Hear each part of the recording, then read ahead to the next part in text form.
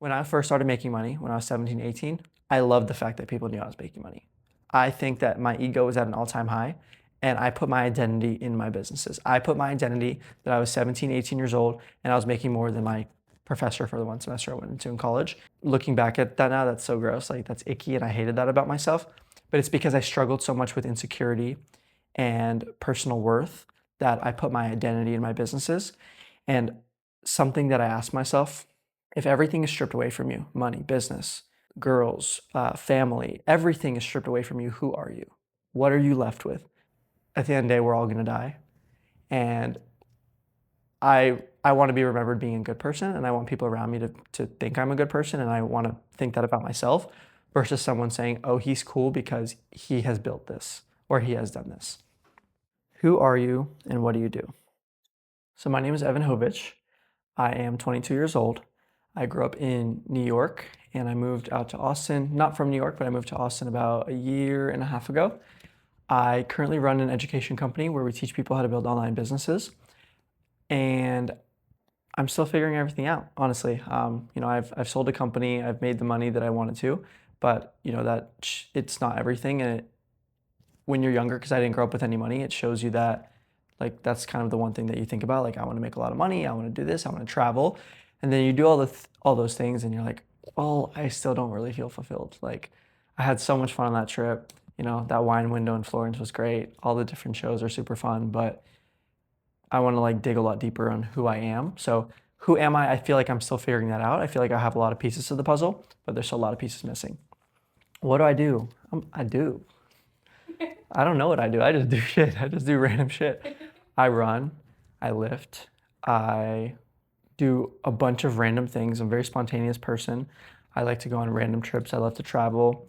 I love to do things where someone's like, bro, what are you doing? I'm like, why are you not doing it? Um, I like to work a lot. I like to change lives and do a lot of fulfilling things. I run an education company like I was telling you. I currently have a little over, or a little, I think we just hit 1,200 members in my community. I've currently consulted for over 100 companies. I'm on the board of directors on 12 different companies right now.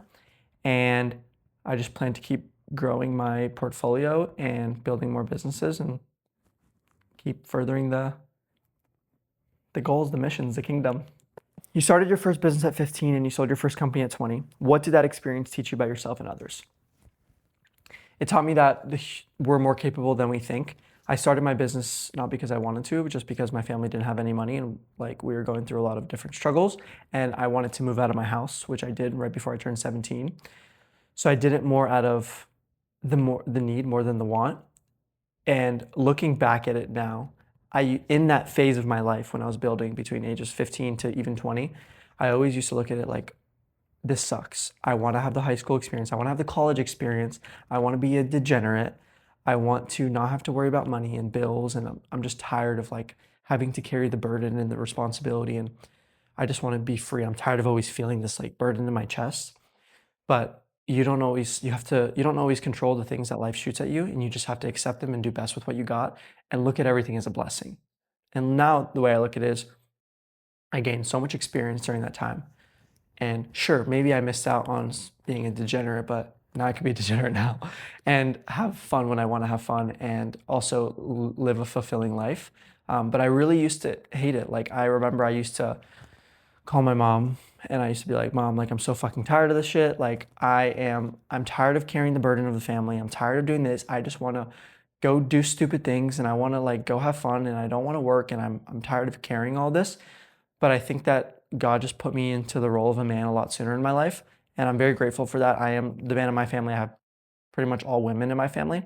So I think that it was a preparation for me to really step into like my masculinity, my manhood, and being able to be in a position where I could provide for my family and like future members. So yeah, to sum it up, it taught me about myself that you're your only excuse and we're capable of a lot more than we can think. And as Tristan Workman says, which is one of my friends, you can go farther than you think. And just keep going, don't stop, don't quit. And don't be that person that has regret and say, I wish I would have. Do it, fail, and if you fail, just keep going, restart. What were you chasing? Security, freedom, proving your worth? That's a really good question. I think all of them. I was definitely chasing money. I, when I first started making money, when I was 17, 18, I loved the fact that people knew I was making money. I think that my ego was at an all-time high, and I put my identity in my businesses. I put my identity that I was 17, 18 years old, and I was making more than my professor for the one semester I went into in college. And looking back at that now, that's so gross. Like, that's icky, and I hated that about myself.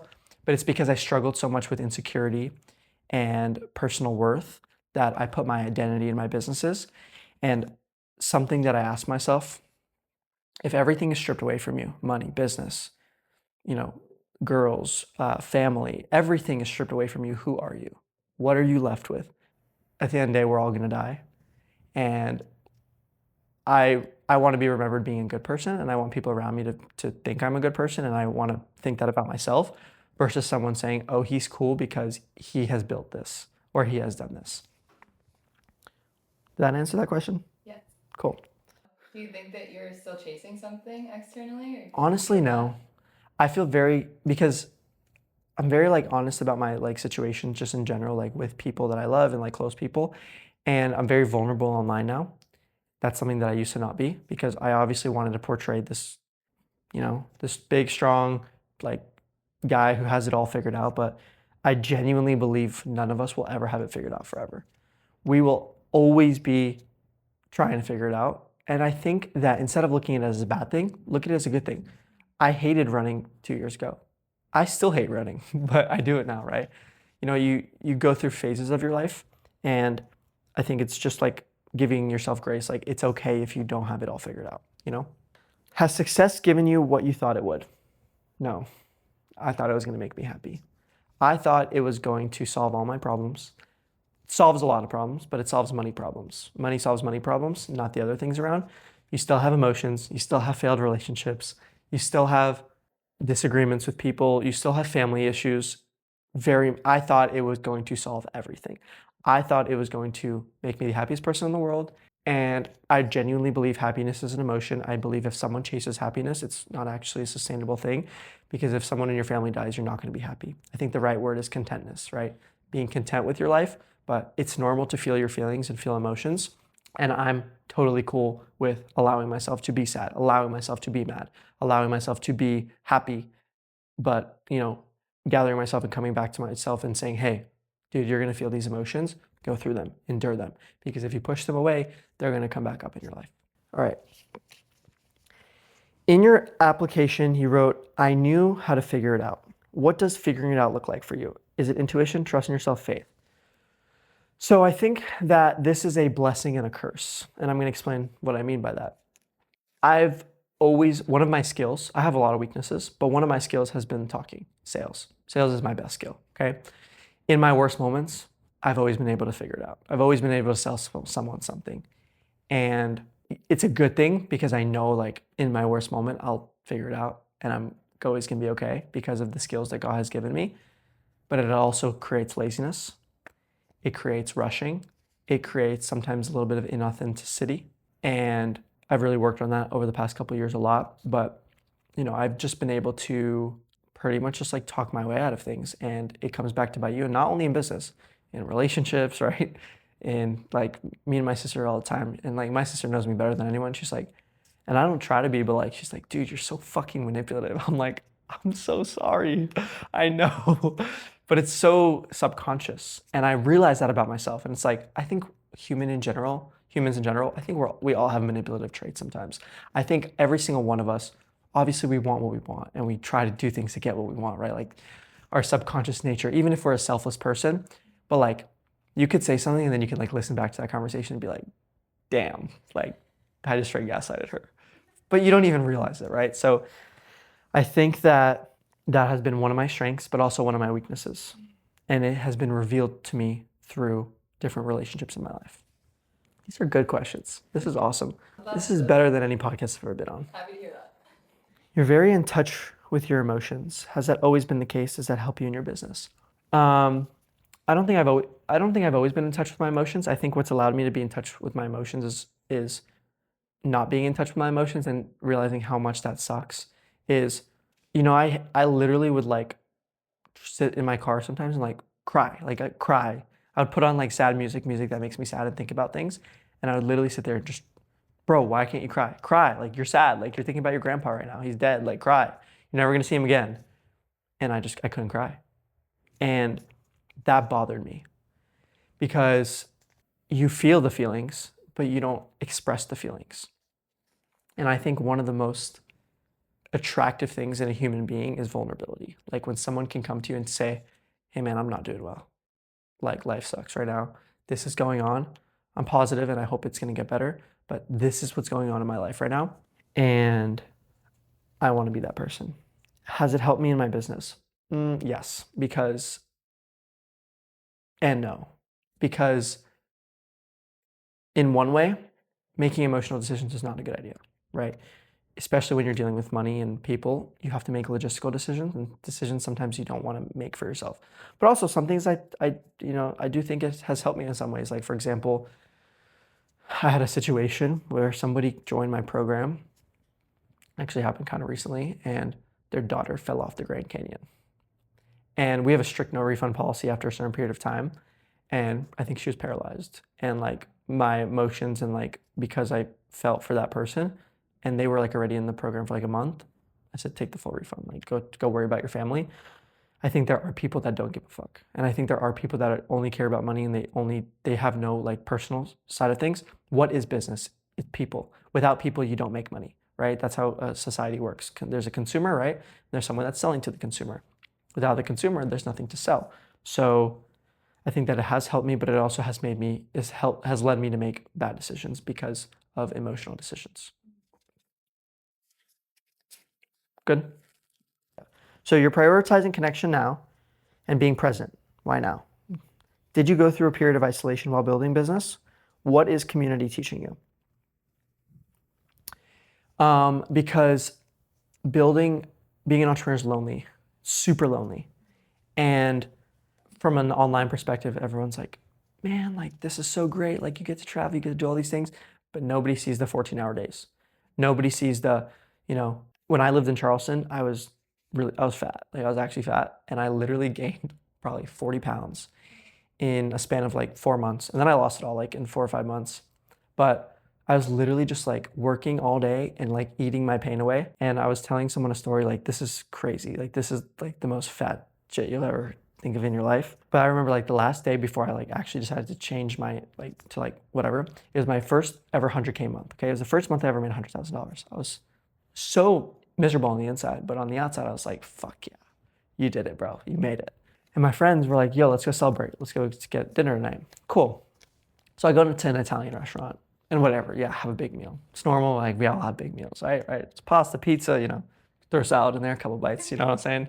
But like big dinner. Like a normal person would be like, I'm so full after. You're like, I need more.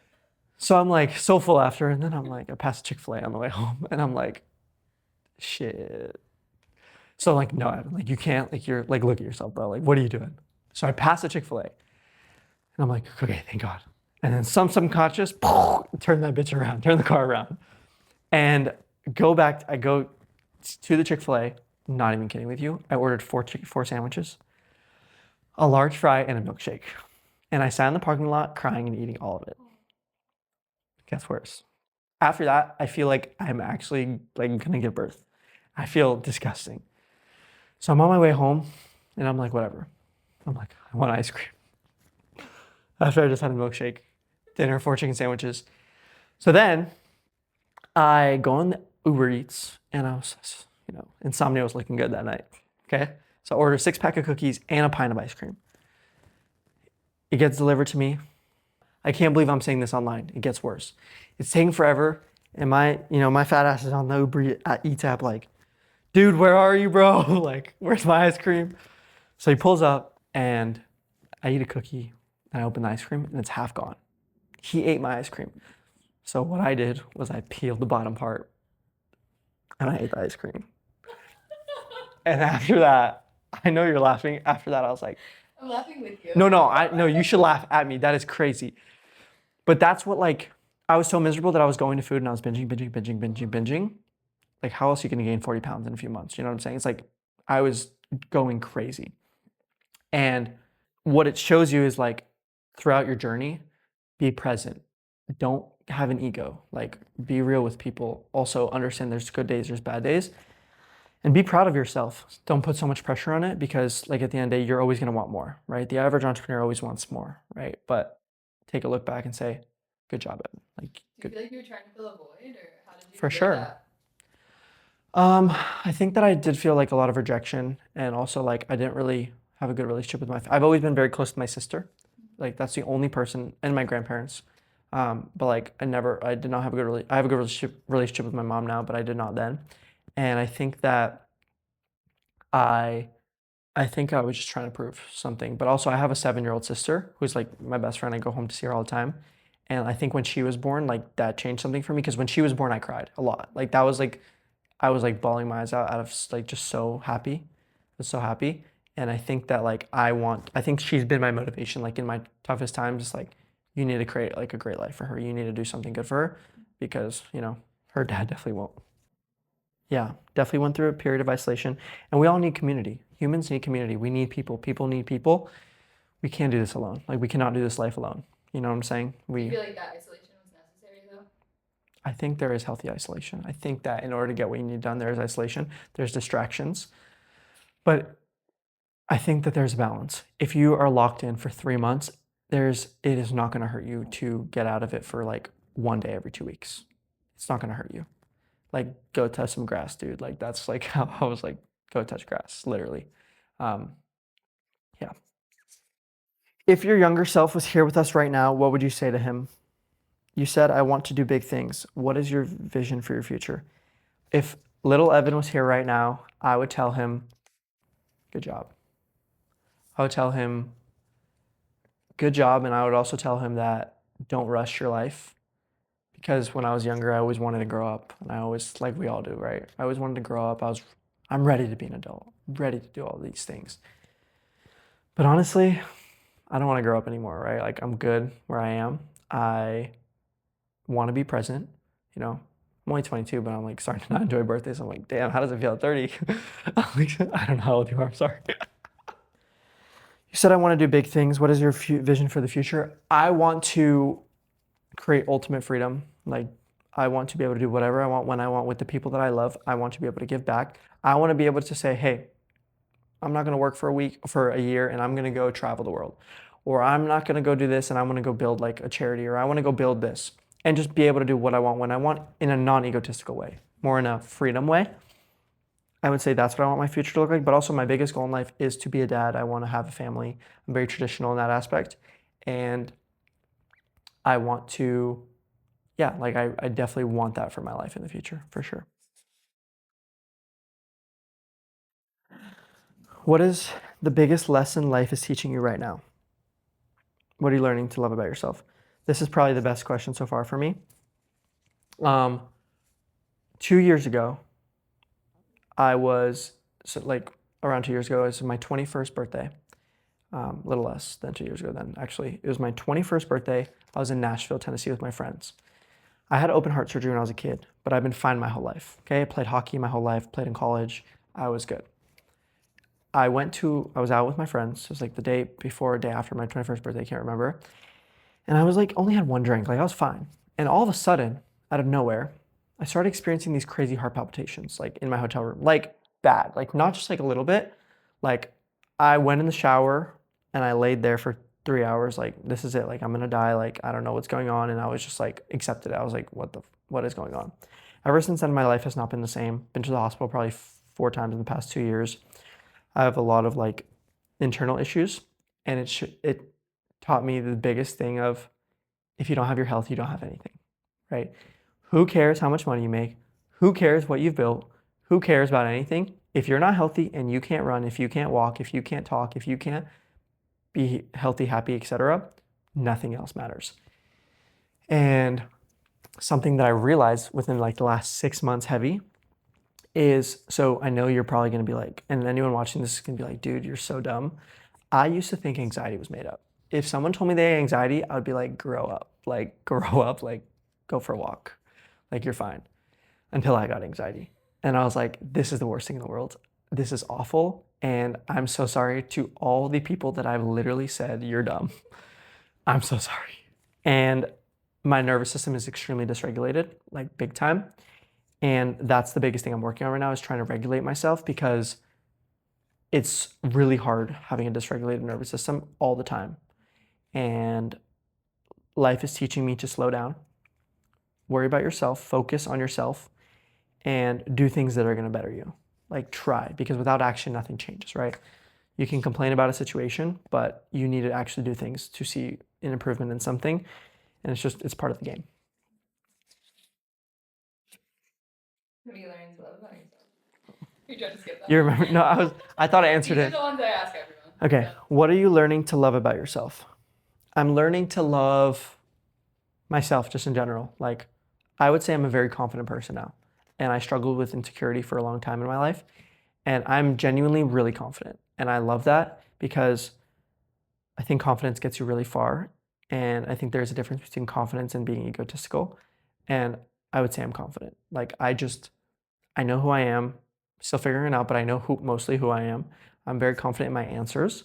I don't try to say anything for anyone's approval. I will say things even if people don't want to hear it.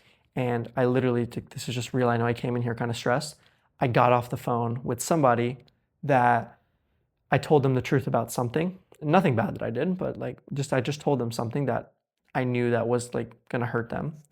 And, you know, they were really upset about it. And, but old me would have just ran away from that situation and just learning to be honest and with people. So yeah, just owning everything you do. I think ultimate accountability is important because especially as a business owner, if your person fucks up or somebody in your team messes up, whose fault is it? Try go blaming them, watch what happens, right? The client doesn't care, nobody cares. It's all on you, right? You must take ultimate accountability over your life with everything you do. Boom. How has it felt to be seen in this way today? Biggest takeaway from our time together. Any final thoughts? Great question. I've spoken in front of many people. I've been on a lot of podcasts. This has been my favorite one so far because I've honestly felt really authentic and I felt like myself.